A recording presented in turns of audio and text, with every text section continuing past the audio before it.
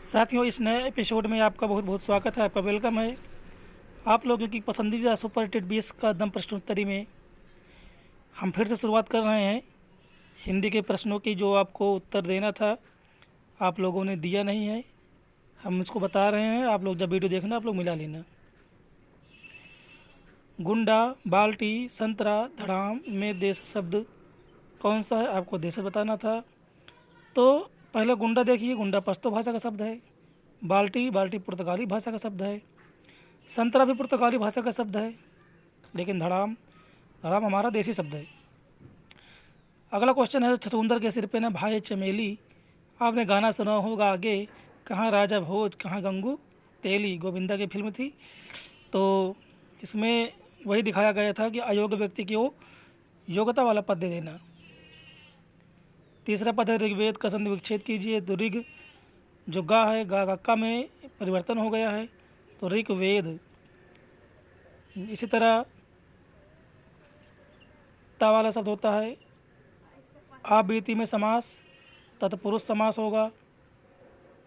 प्रायोजन शब्द का अर्थ किसी लक्ष्य को निर्धारित करना या उससे हेतु कार्य करना। आप भला तो जग भला में सर्वनाम। आप किस तरह का सर्वनाम है? तो आप निजवाचक सर्वनाम है। कवित्र रत्नाकर के रचनाकार कौन है? तो सेनापति जी हैं, जिन्हें प्रकृति प्रेमी भी कहा जाता है रीतिकाल का। वल्लभाचार्य के गुरु कौन है? तो वल्लभाचार्य के गुरु विष्णु स्वामी हैं और सूरदास जी के गुरु वल्लभाचार्य जी हैं। तो याद रखना, दोनों क्वेश्चन एक दूसरे से मिलते जुलते हैं। प्रबोध प्रकाशक रचनाकार पद्माकर जी हैं। तो ये रहे साथियों आपके 10 क्वेश्चन के साथ सभी आंसर 10 क्वेश्चनों के जो हिंदी में पूछे गए थे। अब चलते हैं संस्कृत की ओर। बहुत ध्यान से सुनना, बहुत ध्यान से आप लोग देखते रहना। करुणा की साक्षात मूर्ति किसे कहा गया है? तो सीता जी को कहा गया है। उत्तर रामचरितम रचना में कहा गया है, और यह भवभूति की रचना है। रीतात्मक काव्य पंक्ति संप्रदाय किस संप्रदाय की है? तो रीत संप्रदाय की है। रीत संप्रदाय के प्रवर्तक कौन है? तो वामन है, आचार्य वामन। इक्ष्वाकुवंशी राजाओं का वर्णन कहाँ किया गया है या किस लेख में किया गया है? तो रघुवंशम में किया गया है। नल चंपू तथा मदलसा चंपू तो चंपू रचनाएं हैं त्रिविक्रम भट्ट जी की हैं। पंपा सरोवर का वर्णन कहाँ किया गया है? पंपा सरोवर का वर्णन आप लोगों ने सुना होगा वाल्मीकि रामायण में और किष्किंधा कांड में किया गया था। लाघव का विलोम क्या होगा? तो लाघव का विलोम होगा गौरव। वहित्रा का पर्यायवाची क्या होगा? वहित्रा माने बहित्रा, इसे बहने के हिसाब से आप देख सकते हैं, इसे ऐसे समझ सकते हैं, बहने वाली यानी नाव। नखभिन्ना शब्द में समास क्या होगा? तो कर्ण पुरुष होगा।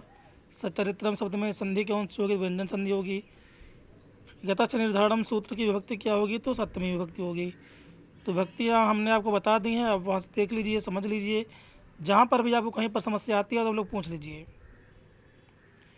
तो ये रहे 20 प्रश्नों के आंसर। अब चलते हैं 20 प्रश्न जो आपको देना है, वो 20 प्रश्नों की ओर चलते हैं। तो साथियों, आपको कैसे हमारे क्वेश्चन लग रहे हैं, जो प्रश्न दिए जा रहे हैं? क्या आपके परीक्षा में पूछे जाने वाले क्वेश्चन हैं या आपको आते हैं? सभी आते हैं। अगर नहीं आते हैं तो आप लोग हमारे साथ जुड़े रहिए। अगर आपको ये सबको आते हैं तो हम आपसे नहीं कहेंगे कि आप हमारे साथ जुड़े रहिए। ये बहुत ही चुनकर क्वेश्चन दिए जा रहे हैं जो संभावित हैं आपके पेपर में, तो आप लोग देखते रहिए। चलते हैं अगले एपिसोड की ओर। तो साथियों, हम आ गए हैं सुपर हिट 20 का दम प्रश्नोत्तरी सेट नंबर 16। हिंदी और संस्कृत के जो क्वेश्चन हैं 10-10 क्वेश्चन हैं वहाँ पर हैं। तो आप लोग ध्यान से देखिए और सुनिए और इनके उत्तर आप लोग देने की कोशिश करिए। आप लोग इनको नोट करते रहिए, कहीं पर एक नोट्स बना लीजिए। यहाँ से आपके क्वेश्चन बिल्कुल फंसेंगे और इसी तरह के क्वेश्चन आएंगे। सुपर टेट, सीटेट और लेखपाल, पुलिस, आप जो भी परीक्षा दे रहे हैं तो हिंदी संस्कृत क्वेश्चन फंसेंगे। जो आपको ज़रूरत हो वो पढ़ लीजिए। काग के भाग बड़ो सजनी, हरि हाथ सो ले गए माखन रोटी। यह पंक्ति किसकी है? सतमी के बच्चे कहानी किसकी है? उग्रतारा उपन्यास के लेखक कौन है? चौथा क्वेश्चन है कोणार्क नाटक के लेखक कौन है? पांचवा क्वेश्चन है उत्तर कबीर कविता यह किसकी है? कुम्हार अपना ही घड़ा सराहता है, इसका मुहावरे का अर्थ क्या होगा? हरि तुम हरो जन की पीर, यह पंक्ति किसकी है? धरती विदीर्ण हो सकती है, अंबर धीरज खो सकता है, इसमें अलंकार क्या होगा? दरोगा की भाषा, ये किस भाषा का लिया गया शब्द है?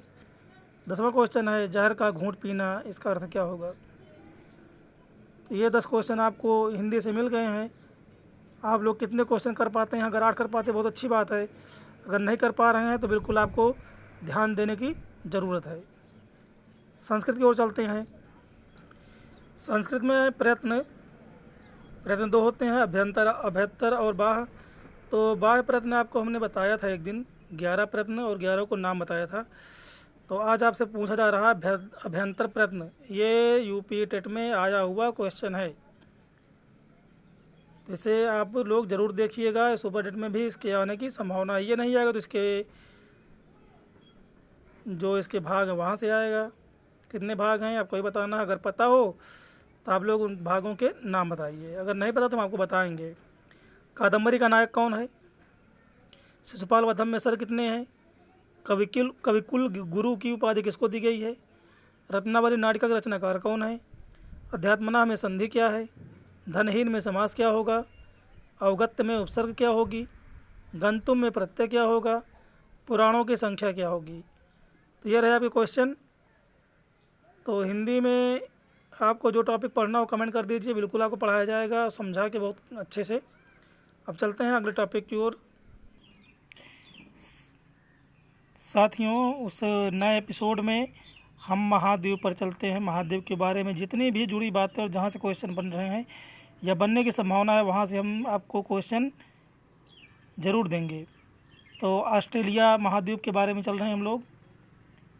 तो ऑस्ट्रेलिया में देखिए, जो प्रायद्वीप है ऊपर उत्तर की ओर यार्क प्रायद्वीप है, और वहीं उत्तर पूर्व में टॉरेंस जलसंधि या ग्रेट बैरियर रीफ है, जहाँ पर मूंगा चट्टानें प्रसिद्ध हैं। शहर के बारे में बात करते हैं तो क्वींसलैंड शहर, न्यू साउथ वेल्स है, ब्रिस्बेन है में, और Victoria, Adelaide, Sydney, boss, Hobart, Tasmania side में देश है, माउंट कासिस्को, पर्थ। तो ये सब इसके प्रमुख शहर हैं।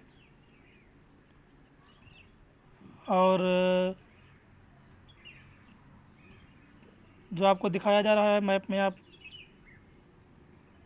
बीच से एक डिवाइडिंग रेखा गई है, इसका नाम मकर रेखा। कारपेंटरिया की खाड़ी भी ऊपर है यार प्रायद्वीप के बगल में। तो इससे जुड़े हुए क्वेश्चन की ओर चलते हैं। इसकी खोज 1770 में कैप्टन कुक के द्वारा की गई थी। यह विश्व का सबसे छोटा महाद्वीप है। जो महाद्वीप है सबसे छोटा महाद्वीप यही है। यहाँ पर कृषि आधारित अर्थव्यवस्था है और पहला ऐसा महाद्वीप है जो विकसित महाद्वीप है। तो जल संधि के बारे में बात करते हैं। टॉरस जल संधि ऑस्ट्रेलिया के पपुआ न्यू गिनी से अलग करती है, जबकि हिंद महासागर को कोसल सागर से जोड़ती है। तो बहुत ही महत्वपूर्ण जल संधि है टॉरस जल संधि। बॉस जल संधि यह ऑस्ट्रेलिया मुख्य भूमि को तस्मानिया से अलग करती है। देखिए नीचे दक्षिण और पूर्व में तस्मानिया है और इसे बॉस जल संधि अलग करती है। तस्मान सागर को दक्षिणी ध्रुव सागर से जोड़ता भी है। ग्रेट डिवाइडिंग रेंज यह ऑस्ट्रेलिया के पूरब में उत्तर से दक्षिण विस्तृत एक लंबी पर्वत श्रृंखला है। क्वींसलैंड के ऊपर आपको नज़र आ रही होगी। इसकी सर्वोच्च चोटी माउंट कासिस्को है और इसकी ऊंचाई है 2530 मीटर। ऑस्ट्रेलिया महाद्वीप में इसके अतिरिक्त आयर्स रॉक, वुड रॉक, इसे रंग बदलता पर्वत कहते हैं। ग्रेट डिवाइडिंग रेंज की ऊंचाई उत्तर से दक्षिण की ओर बढ़ती जाती है। आयर लेक यह ऑस्ट्रेलिया की सबसे बड़ी झील है तथा यह ऑस्ट्रेलिया का मृत हृदय प्रदेश भी कहलाती है। बिल्कुल याद रखिए क्वेश्चन, यहाँ से क्वेश्चन बन सकता है, आपके पेपर में छप सकता है। आयर झील के दक्षिण में नुल्लार बार का मैदान स्थित है। ये कहाँ है? आयर झील के दक्षिण में। ग्रेट ऑस्ट्रेलिया मरुस्थल यह ऑस्ट्रेलिया के पश्चिम में स्थित महत्वपूर्ण मरुस्थल है तथा great Sandy, Simpson, Gibson, Victoria इसके भाग हैं। इसे याद कर लिए, बहुत ज़रूरी टॉपिक है ये। जलवायु उत्तर ऑस्ट्रेलिया में उष्णकटिबंधीय जलवायु पाई जाती है। दक्षिण ऑस्ट्रेलिया में उपोष्णकटिबंधीय जलवायु पाई जाती है। ऑस्ट्रेलिया में जलवायु का निर्धारण 23.5 दक्षिणी अक्षांश के माध्यम से होता है। ऑस्ट्रेलिया के प्रमुख शहर देखते हैं। सिडनी विक्टोरिया में स्थित ऑस्ट्रेलिया का प्रमुख शहर है, जो कि ऑस्ट्रेलिया के औद्योगिक क्षेत्र के लिए जाना जाता है। पर्थ ऑस्ट्रेलिया के सबसे बड़े प्रांत पश्चिमी ऑस्ट्रेलिया की राजधानी है। ट्रांसकॉन्टिनेंटल ऑस्ट्रेलिया मार्ग सिडनी के पर्थ से जोड़ता है। डार्विन यह उत्तरी ऑस्ट्रेलिया की राजधानी है। इसे ऑस्ट्रेलिया का प्रवेश द्वार भी कहा जाता है। होबार्ट तस्मानिया की राजधानी और प्रमुख बंदरगाह है। खनिज की बात करते हैं। खनिज यहाँ पर क्या क्या होता है, तो सोना। पश्चिमी ऑस्ट्रेलिया में सोने के प्रमुख खान कालगुड़ी और कालगाड़ी हैं। बॉक्साइट मिलता है। वाइपा की खान में विश्व में सबसे प्रथम है। तो बॉक्साइट उत्पादन में ऑस्ट्रेलिया में वाइपा खान विश्व में प्रथम स्थान रखती है। यूरेनियम अर्नहम बाइलैंड रूम जंगल बेल हीरा किम्बरले पठार लौह अयस्क आयर झील प्रदेश पिलबरा उल्लूरू रॉक सैंड रॉक इसे बोलते हैं। अच्छा, 2 महत्वपूर्ण टॉपिक ऊपर लिखे हैं, महत्वपूर्ण पॉइंट हैं। भेड़ पालने वाले को जैकाऊ को बोलते हैं। बाटल ट्री ऑस्ट्रेलिया में पाई जाती है। तो ये रहा ऑस्ट्रेलिया संबंधित क्वेश्चन। उससे जुड़ा हुआ न्यूजीलैंड, इसके बारे में बात करेंगे। विश्व के प्रमुख घास के मैदान, यहाँ से क्वेश्चन शायद कोई पेपर ऐसा रहा हो जहाँ पर एक क्वेश्चन ना आए। बाकी हर जगह यहाँ से क्वेश्चन एक बनना ही बनना है, फिक्स है। कैंपास और कटिंगा ब्राज़ील में पाए जाते हैं। लानोस कोलंबिया में, पंपास अर्जेंटीना में, प्रेयरी उत्तरी अमेरिका, सबाना मध्य अफ्रीका, वेल्ड दक्षिण Africa, downs Australia, Canterbury New Zealand में, पुस्टाच हंगरी में, स्टेपी मध्य एशिया में, पटाना श्रीलंका में। तो ये घास के मैदान थे, इन्हें आप बिल्कुल याद कर लीजिए। यहाँ से क्वेश्चन बनने आपको 1 नंबर में बिल्कुल मिलना तय है। भूगोल के प्रश्न के और आगे बढ़ते हैं। अक्षांश और देशांतर रेखाएँ, यहाँ से चलते हैं। साथियों, हमारे हाथ से बिल्कुल बनाई हुई नोट है और आपको बिल्कुल सही जानकारी मिलेगी, सटीक जानकारी मिलेगी। अक्षांश एवं देशांतर रेखाएँ। अक्षांश 90 + 90 + 1 यानी 181 रेखाएँ होती है अक्षांश की। और दो जो दोनों में मिलती है उसे 2 हटा देंगे तो 179 रेखाएँ हो जाएंगी। तो ऊपर नॉर्थ है, नीचे साउथ, आप देख ही रहे होंगे। 66.5 डिग्री नॉर्थ में आर्कटिक वृत्त, 23.5 डिग्री कर्क रेखा, बीचों बीच 0 डिग्री भूमध्य रेखा, 22.5 डिग्री नॉर्थ में मकर रेखा, साउथ में आ जाएंगे मकर रेखा, 66.5 साउथ अंटार्कटिक वृत्त। तो ऊपर 66.5 पे आर्कटिक है और नीचे 66.5 पे अंटार्कटिक है, यानी उत्तर में आर्कटिक है और दक्षिण में अंटार्कटिक वृत्त है। डोल्टम रेखाएं 5 और 5 यानी बीचों बीच में 10 डिग्री के बीच जो रेखाएं होती हैं उन्हें डोल्टम रेखाएं कहा जाता है। अक्षांश क्या है, इसके बारे में पढ़ेंगे। 0 डिग्री भूमध्य रेखा से दोनों ध्रुवों की ओर कोणीय दूरियों को अक्षांश कहते हैं। इनकी कुल संख्या 90, 90 और 1 यानी 181 है। अक्षांश रेखाएं 0 भूमध्य रेखा से दोनों ध्रुवों की कोणीय दूरियों को मिलाने वाली काल्पनिक रेखाएं अक्षांश रेखाएं कहलाती हैं। इनकी संख्या 89 + 89 + 1 यानी 179 है। अब प्रश्न बनता है कि सर्वप्रथम अक्षांश और देशांतर रेखाओं को निर्धारित करने का कार्य किसने किया था। यह आपके लिए होमवर्क हो गया, आप इसे ज़रूर बताइए। अक्षांशों के बीच की दूरियां, अक्षांश को बोलते हैं लैटीट्यूड। लैटीट्यूड तो ये लेटे हुई होती रेखाएं हैं, इसलिए अंग्रेजी में लैटीट्यूड बोला जाता है। ये हम बना रहे हैं या वैसे मत मानना, ये मैंने बनाया है कि लेटी हुई रेखाएं लैटीट्यूड। चलो चलते हैं क्वेश्चन की ओर। कुल परिधि ध्रुव सहित कितनी है, तो 4,08,000 किलोमीटर। गलत हो गया, 40,008 किलोमीटर है। एक गोलार्ध, तो इसको आधा कर देंगे, 20,004 किलोमीटर। 0 से 90 डिग्री में 0 से 1 अंश के बीच की दूरी 90 से भाग कर देंगे, 111.13 किलोमीटर। यहाँ से क्वेश्चन बना है, बिल्कुल आप इसे कंठस्थ कर लीजिए, याद कर लीजिए। 0 से 1 डिग्री के बीच में यानी प्रत्येक अक्षांश रेखा के बीच में 111.13 किलोमीटर की दूरी रहेगी। सह अक्षांश 30 अंश तो 60 अंश हो जाएगा। दो अक्षांशों के मध्य की दूरी को कटिबंध कहा जाता है। कभी कभी कटिबंध के बारे में पूछ लेता है, उष्णकटिबंधी, शीतकटिबंधी बोलते हैं इसे। तो दो अक्षांशों के बीच की दूरी को कटिबंधी कहा जाता है। साक्षांश क्या, इसे देखेंगे। किसी भी साक्षांश को जानने के लिए मुख्य अक्षांश से उसका 90 अंश अंतर को कहा जाता है तथा इसको लिखते समय उत्तरी और दक्षिणी ध्रुव का प्रयोग नहीं करते हैं। जैसे 60 अंश का उत्तरी अक्षांश का अक्षांश क्या होगा, 30 अंश होगा।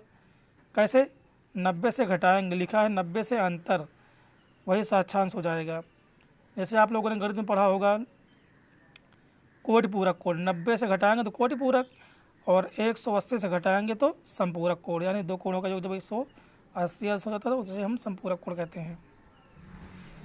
अश्वक्षांश क्या कहेंगे, हार्स लैटिट्यूड, 35 डिग्री से 30 से 35 डिग्री उत्तरी और दक्षिणी दोनों तरफ वही बात है। अंशों को अश्वक्षांश कहा जाता है। 30 से 35 नॉर्थ और 30 से 35 साउथ, इनके बीच की दूरी जो होगी उसे हम कहेंगे अश्वक्षांश। उच्च अक्षांश किसे बोलेंगे हम, विषुवत रेखा से ध्रुवों की ओर जाने पर अक्षांशों का कोणीय मान घटेगा किंतु अक्षांशों की लंबाइयाँ घट जाती हैं।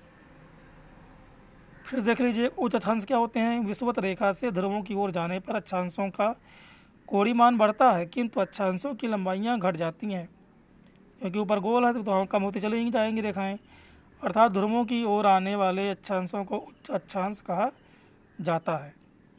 अक्षांश उच्च कहेंगे लेकिन लंबाइयाँ घटेंगी, क्योंकि जब गोले में आप लाइन खींचेंगे तो ऊपर की ओर लाइनों की लंबाइयाँ घटती जाएंगी। अब आता प्रश्न, विषुवत रेखा गुजरती कहाँ कहाँ से है। तो विषुवत रेखा कहाँ से गुजरती है, इक्वाडोर, कोलंबिया, ब्राज़ील, ये सब दक्षिण अमेरिका महाद्वीप में है।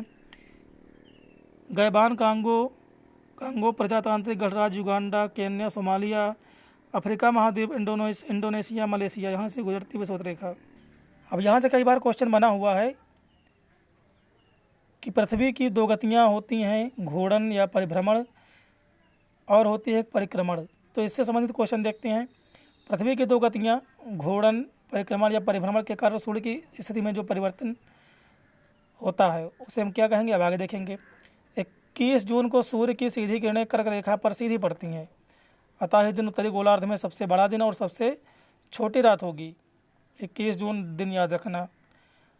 अगला है 22 दिसंबर को सूर्य की किरणें सीधी मकर रेखा पर पड़ती हैं,